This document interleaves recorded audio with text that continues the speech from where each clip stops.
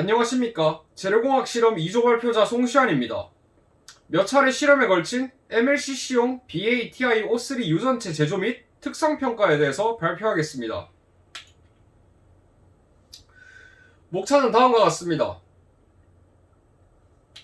실험 목표는 첫 번째, 페로브스카이트 구조인 티탄산 바륨의 특성 및 강유전성의 이해, 두 번째, 이산화망간을 넣어 유전, 절연 특성 평가 및 XRD, SEM 분석을 통해 첨가제에 의한 효과 및 변화에 대한 원인을 분석했습니다. 이론적 배경에 대해서 말씀드리겠습니다. 티탄산 바륨은 페로브스카이트의 결정 구조를 가지고 있습니다. AbO3의 구조이며 이 파란색 원자들을 A 사이트라고 하며 가운데에 있는 이 초록색을 B 사이트라고 합니다. 이 B 사이트의 이온은 타이타늄 금속 이온입니다. 이 타이타늄 이온이 온도에 따라 이동이 이루어지며 테트라고날 시스템이 나타나며 자발 분극이 발생합니다. 이는 곧 강유전체 특성을 가지게 됨을 의미하고 테트라고날리티가 증가할수록 유전 특성이 향상됩니다. 그리고 약 125도의 큐리 온도에서 유전 상수가 최대값을 가지며 이상의 온도에서는 강유전성을 잃어버리고 상자성체의 성질을 띠게 됩니다. 다음으로 유전체에 대해 말씀드리겠습니다. 유전체는 절연체입니다.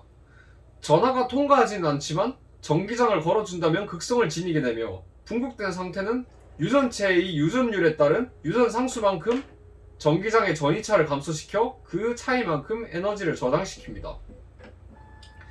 MLCC는 멀티레이어 세라믹 캐패시터의 약자인데 이는 전하를 일시적으로 저장, 방출 기능을 하는 세라믹 적층형 구조의 전자 부품을 말합니다. 일반적으로 MLCC는 많은 양의 정보를 저장해야 되니까 정전 용량의 크기가 중요합니다. 정전 용량 캐패시턴스는 다음 식을 따르며 팩터를 조절하여 좋은 특성을 가져올 수 있습니다.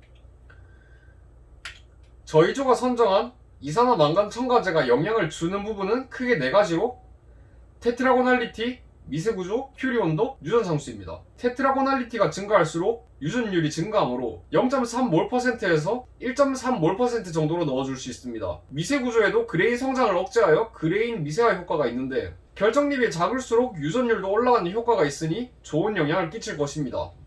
하지만 이산화망간의 첨가로 큐리 온도가 110도부터 나타난다는 보고가 있고 이는 상전이가 일어나는 온도를 낮춥니다. 마지막으로 유전 상수 측면인데 상온에서의 유전 상수는 망간 이온이 도핑될수록 감소합니다. 이제 실험 방법에 대해서 말씀드리겠습니다. 페로브스카이트 구조, 티탄산 바륨의 특성평가 분석을 위해 1년의 전처리 과정을 거쳐야 하는데 파우더 프로세스, 드라잉 프로세스, 포밍 프로세스, 마지막으로 신터링 프로세스 과정을 거쳐야 할 것입니다. 우선 첫 번째로 파우더로 만들기 위한 볼 밀링입니다. 다음과 같이 5mm, 10mm로 두 종류 준비해서 볼 밀링 효율을 높이기 위한 에탄올도 첨가해주고 볼 밀링을 했습니다. 그리고 볼 밀링을 24시간 동안 시켜준 뒤 용액을 알루미나 볼과 분리시키고 베큐um 오븐에서 다음과 같은 조건으로 건조시켰습니다. 방금 말씀드린 부분이 드라잉 프로세스입니다. 건조가 끝난 시료를 막자사발로 최대한 파인하게 파우더링 해주어야 합니다. 2g씩 정확히 분배해야 되기 때문에 입자가 파인해야지 측량이 쉬울 것입니다. 2g씩 소분하여 디스크를 제작한 이유는 같은 조건의 성형체를 여러 개 제작하기 위함이었습니다. 그리고 포밍 프로세스인데 우선 세척 후 파우더를 몰2 아래에 넣고 몰3를 끼워 흔들면 파우더의 위면이 최대한 고르게 분포하도록 됩니다. 그리고 프레싱 이후에 C편이 잘 떨어져야 되기 때문에 WD를 몰3와 C편이 닿는 면에 도포를 했습니다.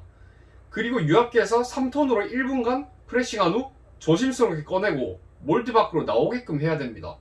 위 프레싱 과정을 반복하여 나머지 샘플을 만들었습니다.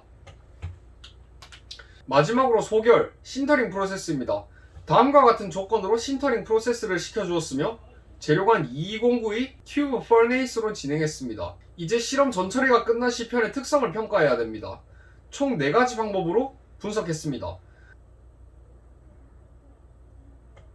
우선 아까 소결 과정 전후로 C편의 두께를 비교하여 치밀화 정도를 버니어 캘리퍼로 측정해본 결과 직경은 약 15%인 3mm가 감소하였고 두께는 약 44%인 1.31mm가 감소하였습니다. 이는 분말에 침이라가 일어났다고 볼 수 있습니다.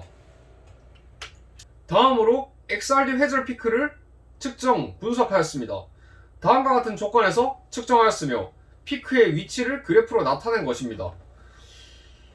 여기서 순수한 티탄산 바륨과 저희가 도핑시킨 티탄산 바륨의 피크를 비교해본 결과 피크 위치상의 차이는 거의 없다는 것을 알 수 있었습니다. 피크 위치상의 차이가 거의 없다는 것은 다른 유의미한 다른 형태의 상이 존재하지 않는 것을 의미합니다. 그리고 이 그래프는 기존에 존재하는 정보이며 측정 결과와 비교해봤을 때도 같은 피크가 나타나는 것을 확인할 수 있었고 우성 성장 방위가 110, 111, 200, 211임을 확인했습니다. 인텐시티가 높게 나타나면 해당 면지수의 구조 인자 값이 크다는 것이고 이번 실험의 회절 피크는 110에서 가장 큰 인텐시티를 보였기 때문에 예상대로 테트라고널 구조를 가졌다는 것을 알 수 있었습니다. 일반적으로 결정성이 증가할수록 유전 특성은 향상이 되는데 순수한 티탄산 바륨과 비교해 피크 인텐시티가 증가했으므로 이산화망간의 첨가로 인한 결정성은 증가하였다고 볼 수 있고 그에 따른 유전 특성이 향상되었음을 알 수 있습니다. A와 C의 값이 다름을 알 수 있는데 이는 테트라고널 구조가 형성되었다는 정보를 얻을 수 있습니다. 인텐시티 피크의 분리를 정확하게 확인하기 어렵지만 대략 계산해보면 결과값은 이렇게 나옵니다. 선행 연구의 결론과 같이 격자 상수가 감소함을 확인했습니다. 이를 통해 유전율이 조금 향상되었음을 알 수 있었습니다. 다음은 SEM으로 미세 구조를 분석했습니다. 순수한 티탄산 바륨과 도핑된 티탄산 바륨을 비교해보면 입자의 크기가 전체적으로 감소한 것을 알 수 있습니다. 이는 첨가제가 결정립의 성장을 억제하여 결정립 미세화 현상이 나타난 것이라고 볼 수 있습니다. 결정립 크기가 작을수록 유전율 향상에 기여한다고 보고되므로 유전율을 높이는 것에 기여하는 팩터가 되는 것을 확인하였습니다.